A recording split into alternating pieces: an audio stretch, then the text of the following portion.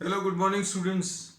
Today we are starting differentiation. 12th class mathematics में up to now we have discussed what continuity and differentiability, and based on the definition of differentiability we will be extending this definition to differentiation, and we will be generating some rules of differentiation.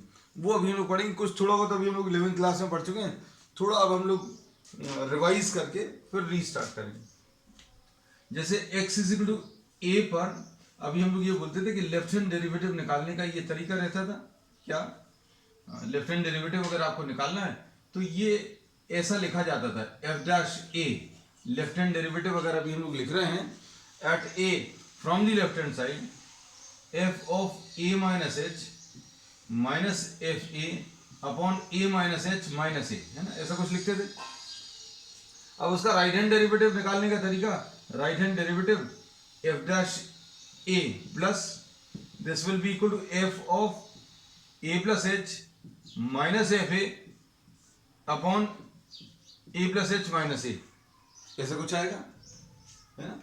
अब इसी definition को अभी हम लोग extend कर रहे हैं आगे. अगर किसी फंक्शन का differentiation x is equal to a पर एग्जिस्ट कर रहा है कि नहीं कर रहा है, कैसे पता चलता था? अगर लेफ्ट हैंड डेरिवेटिव और राइट हैंड डेरिवेटिव इक्वल आते थे, तब अभी हम लोग कहते थे कि इस फंक्शन का डिफरेंशिएशन या डेरिवेटिव एग्जिस्ट कर रहा है x is equal to a पर, अगर लेफ्ट हैंड डेरिवेटिव और राइट हैंड डेरिवेटिव एग्जिस्ट कर रहा है. अब ये अगर हम लोगों को इसी डेफिनेशन को एक्सटेंड करना है किसी एक जनरल वैल्यू पर, अभी तक जो अभी हम लोगों ने पढ़ा था कि कोई भी फंक्शन दिया रहता था और कोई पॉइंट दिया रहता था, और उस पॉइंट पर फंक्शन जो है उसका डेरिवेटिव एग्जिस्ट कर रहा है कि नहीं कर रहा है ये चेक करना रहता था. अब जो नया टॉपिक है, अभी हम लोगों को ये पता रहेगा कि the function is differentiable. Differentiable है, उसका डेरिवेटिव कितना होगा वो अब हम लोग निकालेंगे. अब ये क्वेश्चन खत्म हो जाएगा कि ये डिफरेंशिएबल है कि नहीं है ना. So now we will be discussing some problems, we will be discussing some concepts in which we will be knowing well beforehand that the given function is differentiable. differentiable है, अगर जितने भी functions अब आगे जो दिए रहेंगे वो differentiable अगर हैं तो उनका derivative कितना होगा वो निकालना रहेगा. अगर differentiable है, ऐसा दिया है, तो ये दोनों equal आएंगे. दोनों अगर equal आने तो दोनों नहीं निकालेंगे, वो अपन एक ही निकालेंगे. और किसी एक वैल्यू पर नहीं निकालेंगे, वो अभी हम लोग किसी जनरल वैल्यू पर निकालेंगे. तो इन चीजों को अच्छे समझने की कोशिश करना. किसी एक पॉइंट पर फंक्शन डिफरेंशिएबल है ऐसा प्रूव करते थे अभी हम लोग, या नॉट डिफरेंशिएबल है ऐसा चेक करते थे, है ना. अब हम लोगों को जो फंक्शन दिए रहेंगे उसमें फंक्शन जो है डिफरेंशिएबल रहेंगे, और डिफरेंशिएबल अगर हैं तो अभी हम लोग उसका डिफरेंशिएशन की वैल्यू कितनी आएगी वो निकालेंगे. तो अगर डिफरेंशिएबल है तो दोनों वैल्यूज निकालने की जरूरत नहीं है, सिर्फ एक ही वैल्यू से काम चल जाएगा. मतलब अभी हम लोग सिर्फ एक ही वैल्यू ले लेंगे, f a plus h minus f a upon a plus h minus a. और ये अभी हम लोग कहते हैं राइट हैंड डेरिवेटिव. तो अभी हम लोगों के मन में ये आएगा कि राइट हैंड डेरिवेटिव क्यों, लेफ्ट हैंड डेरिवेटिव से भी निकाल सकते हैं, but as a convention we will be just doing using what the right hand derivative, है ना. अब ये ए पर चेक करने की जगह अभी हम लोग इसको क्या करेंगे, जनरलाइज्ड वैल्यू पर चेक करेंगे. F of x plus h minus f x divided by h and limit h tends to 0, ऐसा कुछ आएगा, है ना. अब इसमें ये डेरिवेटिव की डेफिनेशन है, और इस डेरिवेटिव को अभी हम लोग कैसा एफ डैश एक्स से रिप्रेजेंट करते हैं. सो to find out the differentiation of any function we will be using this concept, and this is the concept for any general value. किसी भी जनरल वैल्यू पर अगर हम लोगों को डिफरेंशिएशन निकालना है तो इसका यूज अभी हम लोग करेंगे, है ना. अब एग्जांपल ले लेना है, will be discussing some problems, है ना. और फिर उसके बाद जो भी रिजल्ट्स मिलेंगे उनको जनरलाइज करके सेट ऑफ रूल्स के फॉर्म में आपको बता देंगे.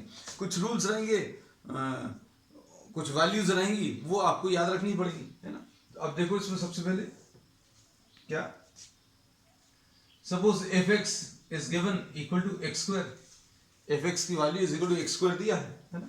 तो अब हम लोगों को अगर एफ डैश एक्स निकालना है तो आपको किस किस चीज की जरूरत है देख लो अच्छे से. अगर हमें एफ डैश एक्स निकालना है, इसका डेरिवेटिव निकालना है। हम लोगों को पहले से मालूम है, जितनी फिजिक्स अभी हम लोगों ने पढ़ी है उसके बेसिस पर, या 11th में जो मैथ्स पढ़ी है उसके बेसिस पर मालूम है इसका आंसर 2x आने वाला है। लेकिन अभी हम लोग इसकी मदद से कैलकुलेट अगर करें, we just revising all the facts.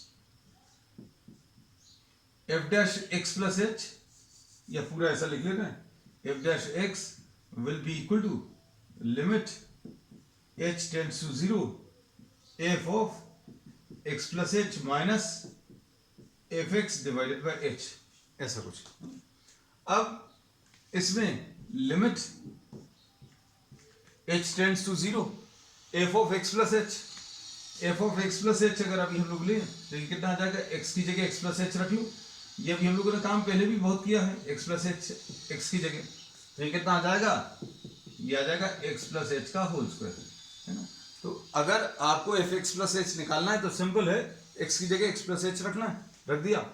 अब x की जगह x प्लस एच अगर अभी हम लोग रखेंगे तो x प्लस एच का होल स्क्वायर आ गया, ये रख लिया, x प्लस एच का whole square minus f x की वैल्यू कितनी है, एक्स स्क्वायर है डिवाइडेड बाई एच, है ना। अब इसके बाद लिमिट h टेंड्स टू 0, ये कितना आ जाएगा, x square plus h square plus 2xh। इसमें क्या किया, we have simplified the terms, आपने टर्म्स को सिंप्लीफाई कर दिया, a plus b whole square, तो ये कितना आ जाएगा, a square plus b square plus 2ab, अब minus x square upon h. अब इसमें एक्स स्क्वायर और एक्स स्क्वायर कैंसिल हो जाएगा, और लिमिट h टेंड्स टू 0, इसमें से h common, h plus 2x आ जाएगा अपॉन h, और इसमें h टेंड्स टू 0 मतलब h की वैल्यू 0 के बहुत पास में है, 0 के बहुत पास में, इसलिए इनको कैंसिल कर सकते हैं, है ना। अगर ये 0 होता, एग्जैक्टली 0 होता तो कैंसिल नहीं कर सकते थे, ये तो अभी हम लोगों ने बहुत डिटेल में अभी पहले पढ़ चुके हैं। अब इसमें h की वैल्यू 0 अगर रख लें तो इसका आंसर कितना, 2x आ जाएगा।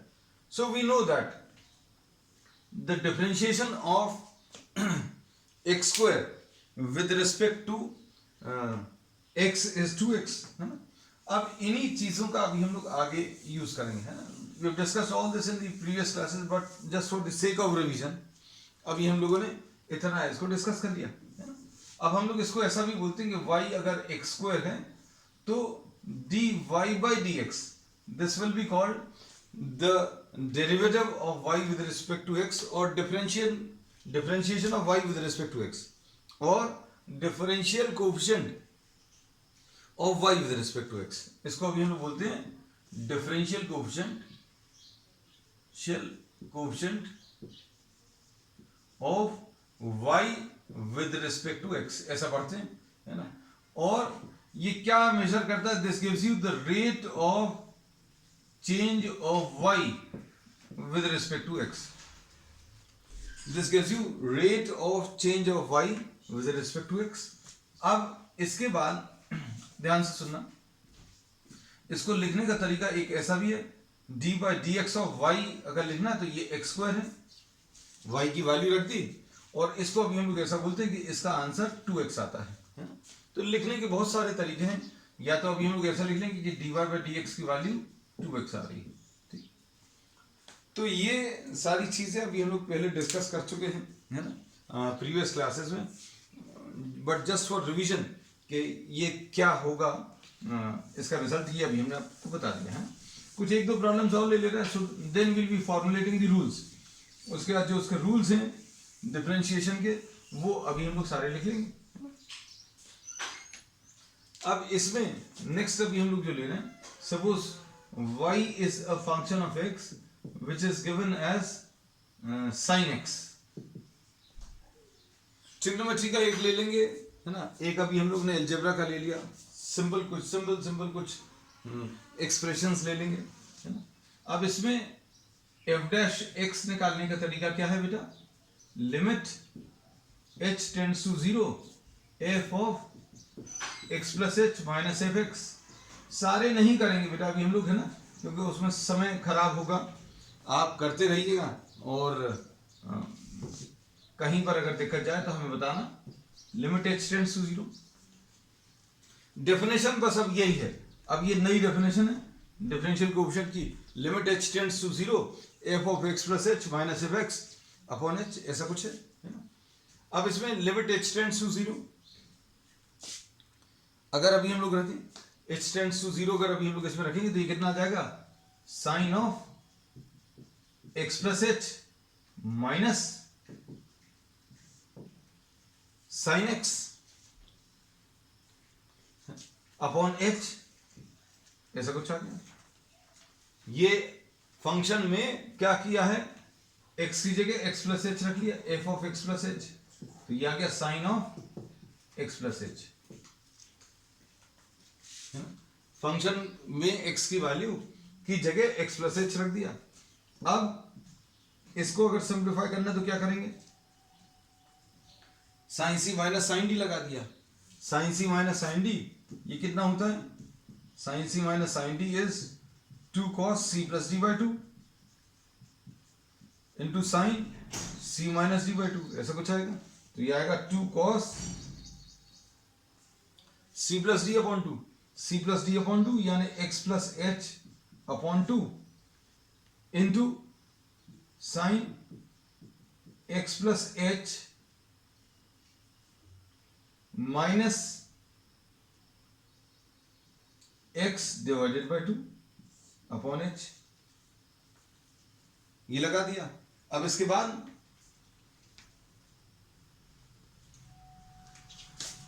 इसमें देखो ये x और x कैंसिल होगा तो कितना आ जाएगा, limit h tends to 0 2 cos कितना आ जाएगा, x plus h divided by 2 into sine h upon 2 upon h।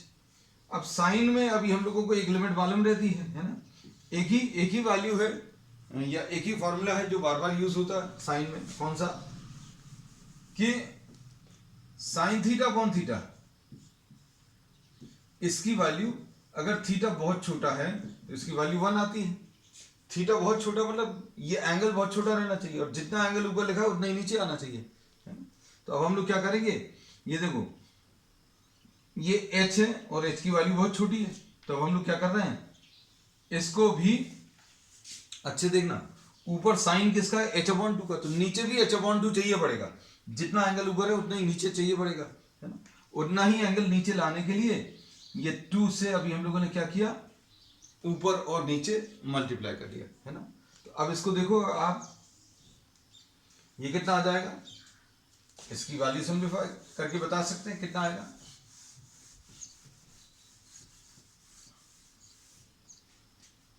Limit f dash x, हम लोग ये जो f डैश x है किसको लिखते हैं, dy बाई dx भी लिखते हैं, तो dy बाई dx और f डैश x, है ना। किसी को अगर कंफ्यूजन है, किसी ने लेट ज्वाइन किया अभी, तो अब इसमें limit h tends to 0 2 cos x plus h, ये 2 और 2 कैंसिल हो जाएगा, ऐसा कुछ आएगा। अच्छा इसमें कुछ छूट तो नहीं गया, हाँ कुछ छूट गया है बेटा, देखो हमें दिख गया प्लस एक्स क्यों, 2 cos c plus D upon 2 होता है, तो इसमें ये c प्लस डी तो हो गया, c माइनस डी सही लिखा था, है ना। अब जब अभी हम वैल्यू पर आए ना तभी दिखा कि ये कुछ छूट गया, x plus H 2x plus h upon 2, ये 2 तो कैंसिल हो गया और इसकी वैल्यू 1 आ गई। Sine theta upon theta, sine theta upon theta की वैल्यू कितनी, 1 आती है। अब इसमें h की वैल्यू अगर 0 कर दें, h की वैल्यू 0 करोगे तो कितना आएगा बेटा, cos 2x अपॉन 2, h की वैल्यू अगर 0 कर दी तो ये कितना आ जाएगा, cos x। तो इसमें तुम लोगों को यही लग रहा होगा कि इतना सब कुछ किया, अब ये हम लोगों को तो पहले से मालूम था dy by dx of sin x cos x होता है, तो ठीक है भाई, ये बहुत अच्छी बात है, आपको मालूम है, क्योंकि अभी हमें सिर्फ ये रिजल्ट्स पर मालूम रहने चाहिए, है ना। आपको ये पूरा प्रोसेस जो है सिर्फ रिवीजन के लिए अभी हम 2-3 प्रॉब्लम्स भर ले रहे हैं, ठीक है। और इसमें थोड़े से मुश्किल टाइप के जो होंगे एक आध प्रॉब्लम वो लेंगे, बाकी फिर सीधे अभी हम लोग रूल्स ऑफ डिफरेंशिएशन पर आ जाएंगे, है ना। अब देखो हम लोगों ने D by D x of x square ले लिया, फिर D by D x of sine x ले लिया। एक थोड़ा सा कॉम्प्लिकेटेड रहता है tan x। तो एक आध वो ले ले रहे हैं क्योंकि 6 ट्रिग्नोमेट्रिक रेशियोज हैं, उनमें से 2 हम कर दे रहे हैं, 4 तुम लोगों के लिए छोड़ेंगे, है ना।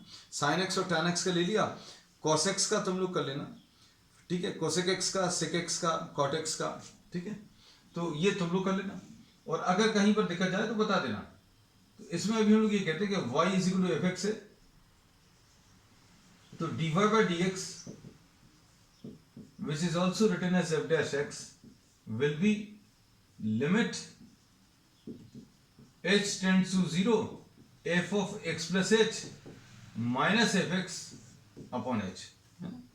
दिमाग में ये चीज मत लाना कि भाई ये राइट हैंड डेरिवेटिव ही क्यों निकाल रहे हैं, तो राइट हैंड डेरिवेटिव सही, क्योंकि अब हमें ये पता है जितने भी फंक्शंस हैं वो अपनी जो डोमेन है उसमें वेल डिफाइंड है, स्मूथ कर्व्स हैं, ठीक है, और डिफरेंशिएबल है। मतलब आपको डिफरेंशिएबल दिया हुआ है, मतलब आपको पहले से ऐसा मालूम है कि इनका डेरिवेटिव एग्जिस्ट करता है। डेरिवेटिव अगर एग्जिस्ट करता है मतलब लेफ्ट हैंड डेरिवेटिव और राइट हैंड डेरिवेटिव सेम आएंगे। अब भाई जब 2 चीज़ें सेम आएंगी तो कोई एक कैलकुलेट करनी है, तो कोई एक कैलकुलेट करने में अभी हम लोग राइट हैंड डेरिवेटिव का इस्तेमाल करते हैं, है ना। किसी के मन में अगर आता है कि भाई हमें तो माइनस वाले से करना है तो माइनस वाले से कर लो, उससे भी आएगा और कोई उसको गलत नहीं बोल सकता, है ना। बट माइनस साइन में कुछ कुछ लोगों को दिक्कत जाती है, हमको भी अच्छा नहीं लगता। So I am just taking what the positive sign and in most of the works they follow this convention कि भाई ये x प्लस एच लेकर ही सॉल्व करते हैं। अगर किसी को ट्राई करना है तो x minus h minus f x upon minus H, इससे भी कैलकुलेट कर सकते हैं, ये लेफ्ट हैंड डेरिवेटिव है ना। तो अब देखो इसमें क्या करेंगे, फंक्शन में x की जगह x प्लस एच रख लूं तो कितना आएगा बेटा, f of x plus H कितना आएगा बेटा, x की जगह x प्लस एच रखो तो tan of x plus h आ गया, है ना। अब वैल्यूज को रख लो, वैल्यूज रखने पर कितना मिलेगा,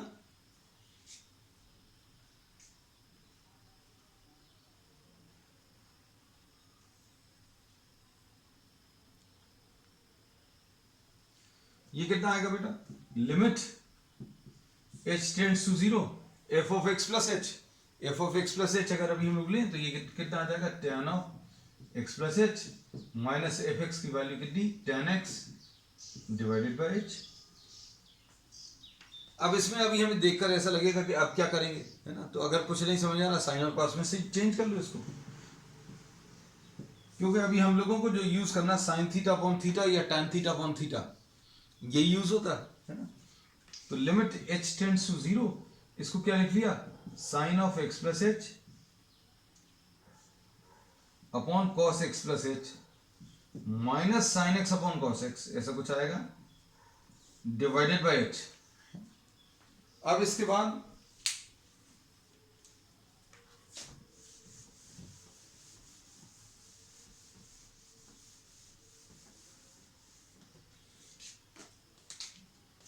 ये देखो, लिमिट h टेंड्स टू 0, इसमें कैसा लिखेंगे, इधर एलसीएम कितना आ जाएगा, cos x प्लस एच, ये f डैश x निकालना है ये भी लिख लें, है ना। cos x plus H LCM, cos x भी एलसीएम, और इधर sin x प्लस एच आएगा और cos x आएगा minus cos x plus H आएगा और sin x आ जाएगा, divided by h। Main line को थोड़ा सा बड़ा बना दे रहे हैं, तो ये कितना आ गया, we have taken what the LCM in the numerator, LCM लेने के बाद क्या आएगा इधर, sine a cos b minus cos a sine b, तो कितना आ जाएगा बेटा, ये sine of a minus b, sine of a minus b आ गया, ये नीचे ट्रांसफर हो जाएगा, cos x into cos of x plus h, ऐसा कुछ आ गया, और h ये नीचे आ गया, और ये क्या है, लिमिट h टेंड्स टू 0। अब क्या होगा, इसमें ये x और ये x कैंसिल होगा, sine a cos b minus cos a sine b को sine of a minus b लिख सकते हैं।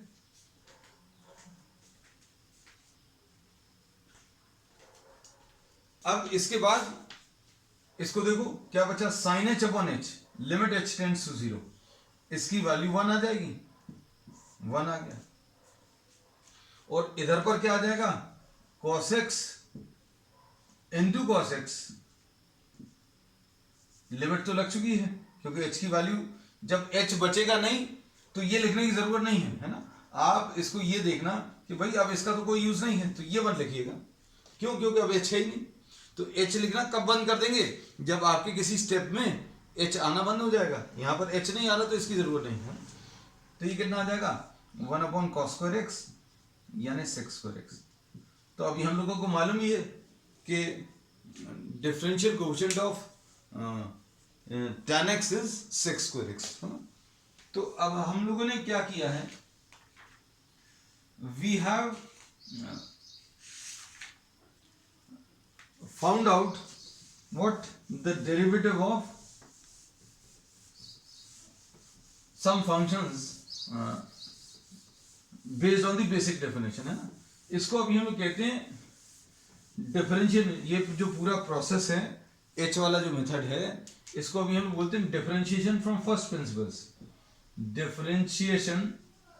Differentiation using first principles. First principles यानी बेसिक डेफिनेशन यूज करके अभी हम लोग ने डिफरेंशिएशन कैलकुलेट किया, या इसको डिफरेंशिएशन एब इनिशियो, अभी हमने कैपिटल लेटर में इसलिए लिख दिया क्योंकि आपको दिख जाए अच्छे से, है ना। डिफरेंशिएशन एब इनिशियो या differentiation using the definition of derivative, है ना। तो अगर आपको क्वेश्चन कहीं पर ऐसा आता है कि फर्स्ट प्रिंसिपल से डिफरेंशिएट करो, तो आपको ये पूरा प्रोसेस फॉलो करना पड़ेगा। तो अभी हम लोगों ने किस किस का ले लिया, साइन एक्स का ले लिया, tan x का ले लिया, एक्स स्क्वायर का ले लिया, है ना। अब इसके बाद अभी हम लोग क्या करेंगे, will be writing down what the rules, जो रूल्स अभी हम लोग हैं उनको एक बार लिख लेते हैं ना। ये अभी डायरेक्टली आगे की एक्सरसाइजेस में इनको यूज करेंगे, है ना। तो इसमें सबसे पहला जो रूल है क्या, d by dx of any constant with respect to x, इसका आंसर 0 आता है। सिर्फ अगर आपको एक c दिखता है, एक कांस्टेंट अकेला अगर दिखता है, तो उसका डेरिवेटिव कितना, 0 लिख लेंगे, है ना। फिर इसके बाद ये फर्स्ट, फिर उसके बाद d by dx ऑफ, अगर c into some function of x, d by dx of constant दिख रहा है और उसके साथ x का कोई तो भी टर्म मल्टीप्लाइड है, तो क्या करते हैं, c को अभी हम लोग बाहर ले लेते हैं, है ना, और d by dx of fx अकेला कर देते हैं, कांस्टेंट को बाहर लिख सकते हैं। जैसे इसका मतलब ये है कि d by dx ऑफ आपको x स्क्वायर मालूम है कितना है, 2x, ये तो निकाल चुके हैं अपन। अगर ये d by dx of 7x square होता तो क्या करते, तो अब इसमें देखो ये वाला रूल अप्लाई होता है। ये रूल क्या कहता है कि ये कांस्टेंट को आप बाहर लिख लो, लिख लिया, फिर d by dx ऑफ अंदर वाला लिख लो, d by dx of x square, बिल्कुल यही चीज अभी हमने कॉपी कर दी, है ना। अब इसका तो मालूम है भाई, x स्क्वायर का मालूम है, 7x स्क्वायर का निकालना है, तो 7x स्क्वायर का निकालने के लिए 7 को बाहर निकाला। अब इसके बाद सॉल्व कर सकते हैं, 7 इंटू 2x मतलब इसका 14x आ जाएगा, है ना। तो ये लिखने का तरीका। अब इसके बाद d by dx of a function of x plus minus another function. अगर आपको दो फंक्शंस एडेड हैं तो ये सिंपल डिस्ट्रीब्यूशन जो होता था, डिस्ट्रीब्यूटिव लॉ, वैसा फॉलो करेगा। मतलब क्या, d by dx of fx लिख सकते हैं plus minus d by dx of gx लिख सकते हैं, है ना। तो ये सारी चीजें अभी अपन लोगों ने 11th क्लास मैथमेटिक्स में की हुई हैं, but just for the sake of revision, है ना। अभी किसी ने अगर नहीं पढ़ा है या याद नहीं है, उसके लिए अभी हमने ये सारी चीजें, है ना, लिख ली फिर से।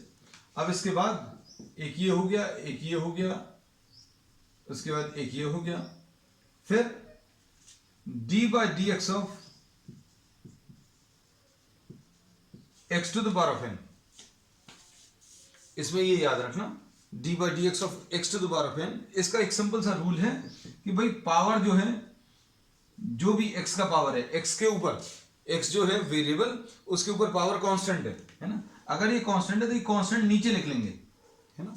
और उसके बाद क्या करेंगे, x लिखेंगे फिर से, और जो x के ऊपर पुराना पावर था उसमें से 1 माइनस करके लिख देंगे, है ना। तो क्या तरीका है, आप क्या करोगे, जो पावर है पावर को नीचे लिख लिया, x लिखा, फिर x के ऊपर क्या लिखना है, पहले जितना लिखा था उससे कम। अब इसका इस फॉर्मूले को अगर अप्लाई करके बताएं तो क्या करेंगे, देखो इसमें पावर को नीचे लिख लिया, ठीक है, x लिख लो, x भी लिख लिया, फिर क्या करेंगे, जितना पहले लिखा था उससे एक कम लिख लो, पहले कितना 2 लिखा था, 2 माइनस 1 लिख लिया, तो ये 2x to the power of 1 आ गया। तो ये वैसे भी मालूम है अभी हम लोग, लेकिन अब हमने उसमें इतना बड़ा जो प्रोसेस लिया था वो सब नहीं लेंगे, डायरेक्टली ये रूल यूज करेंगे। इसमें ये याद रखना कि n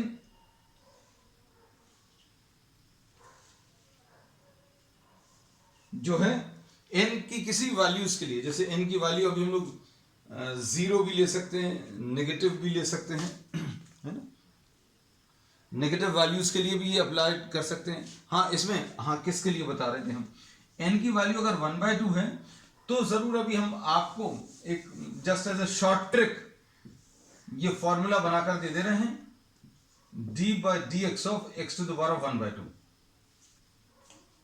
इसमें अगर ये रूल अप्लाई करेंगे, d/dx of x to the power of 1/2 का मतलब होता है d/dx of root x।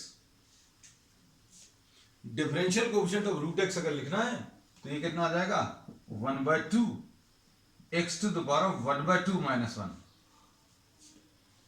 1/2 minus 1,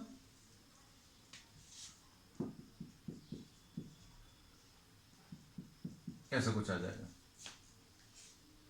formula क्या है, पावर को आप नीचे लिखते हो, x लिखते हो, फिर x के ऊपर जो पावर है पुराने पावर से एक कम, है ना।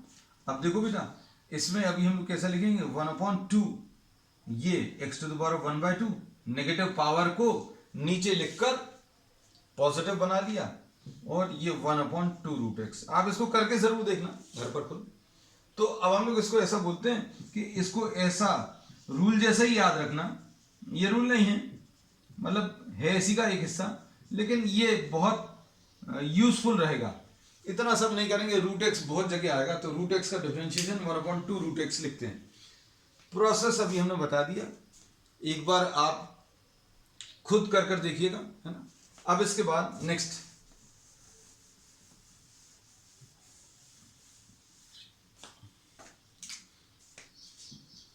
d/dx of sine x,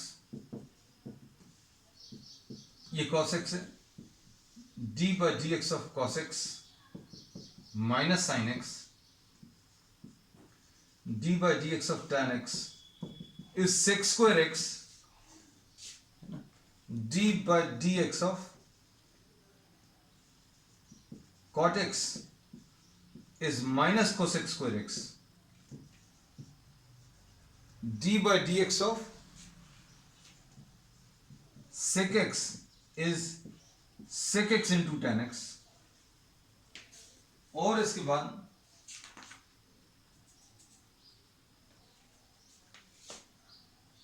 d/dx of cosec x is minus cosec x into cot x, ऐसा कुछ है। अब इन फॉर्मूलेज को आपको याद रखना, ये rules and simple rules of differentiation, इनको आप याद रखना, क्योंकि इन्हीं का अभी हम लोग बार बार यूज करेंगे, है ना। अब जैसे इसका अभी आपने देखा होगा बहुत सारे 6-7-8 स्टेप्स लगाकर अभी हम लोगों ने आंसर निकाला था, लेकिन अब हम लोग वो सब नहीं करेंगे, डायरेक्टली इन फॉर्मूलेज का इस्तेमाल करेंगे। So these are the rules. अब जहां पर कुछ नियम तय हो जाएं, है ना, किसी भी चीज के कुछ रूल्स अगर फिक्स हो गए तो आपको काम आसान हो जाता है। जैसे डिफरेंशिएबिलिटी में और कंटिन्यूटी में आपको कुछ भी फिक्स नहीं था, आपको कॉन्सेप्ट्स और बता दिए भाई, फिर उसके बेसिस पर आप स्ट्रगल करते रहो, क्योंकि आपको हर बार कुछ नया टाइप का प्रॉब्लम मिलेगा, है ना। तो अब इसमें ये सेट ऑफ रूल्स आ गए। अब इसके बाद एक चीज और, प्रोडक्ट रूल।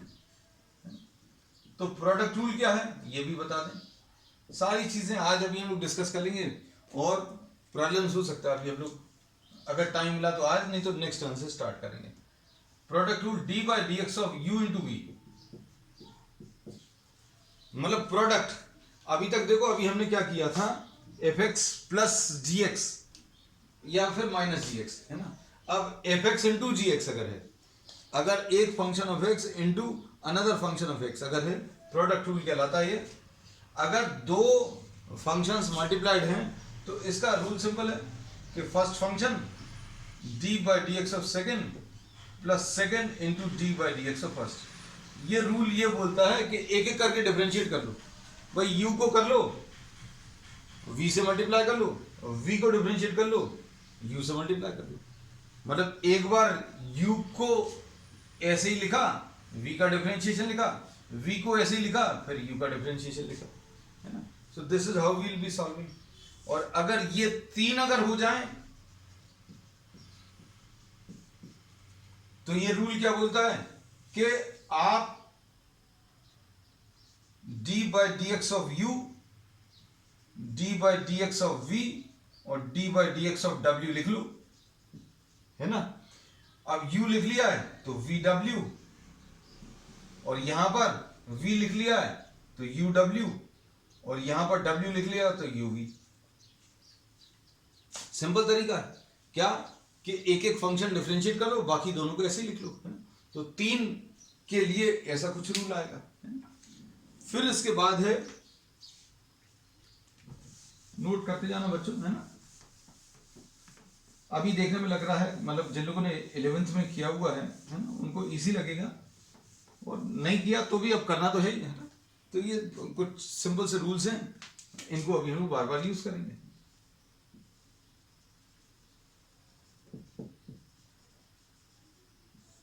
नेक्स्ट है क्वोशंट रूल। क्वोशंट रूल में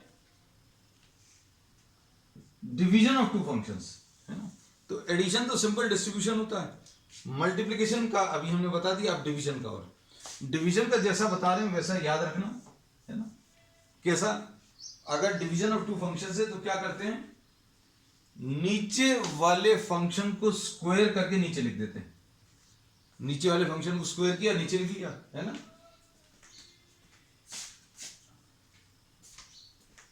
अब उसके बाद नीचे वाले फंक्शन को एज इट इज लिख दिया, v लिख लिया, नीचे वाले फंक्शन को स्क्वायर करके नीचे लिख लिया, और नीचे वाले फंक्शन को एक बार ऊपर लिख लो, v स्क्वायर लिखा फिर v लिख लिया। अब उसके बाद प्रोडक्ट रूल जैसा लगा लो, v लिखा हुआ है तो d by D x of u, और u d by D x of v, और बीच में माइनस साइन। तो ये क्या है, ये इसका फॉर्मूला है।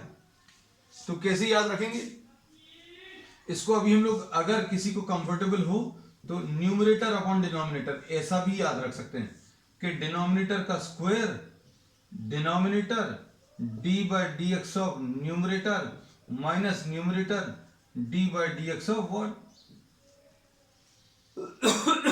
डिनोमिनेटर। ऐसा कुछ यूज करेंगे, है ना। अब इसका यूज अभी हम आपको एक बार बता दे रहे हैं।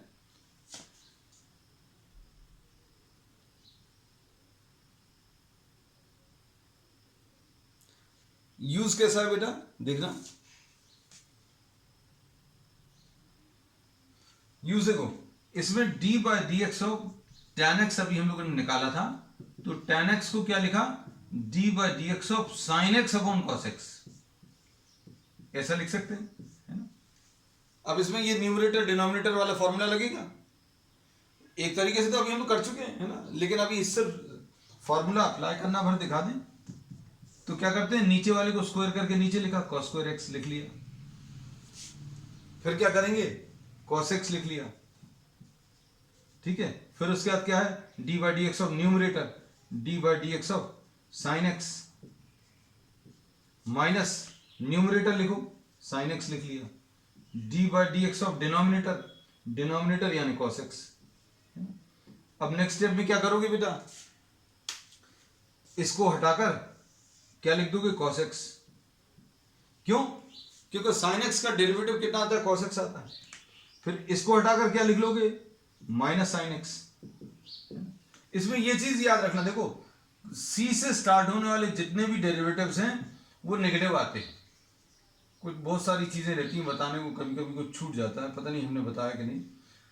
कॉस का, कॉट का और कोसेक का डेरिवेटिव जो है वो नेगेटिव आता है ना, तो ये माइनस साइन के साथ आएगा, तो कॉस एक्स का माइनस साइन एक्स आएगा। अब देखो ये क्या आ गया, cos x into cos x cos square x, ये माइनस और माइनस प्लस हो जाएगा, तो cos square x plus sine square x, मतलब कुल मिलाकर ऊपर वाली क्वांटिटी क्या बन गई, cos square x plus sine square x. Cos square x plus sine square x की वैल्यू 1, तो 1 अपॉन कॉस स्क्वायर एक्स आ गया, और 1 अपॉन कॉस स्क्वायर एक्स यानी कितना, 6 square x. So this we have already discussed, है ना। तो आज इसको दो तरीके से कर लिया, ठीक है। चलिए, that's all for today, we will continue with some more problems on the next term.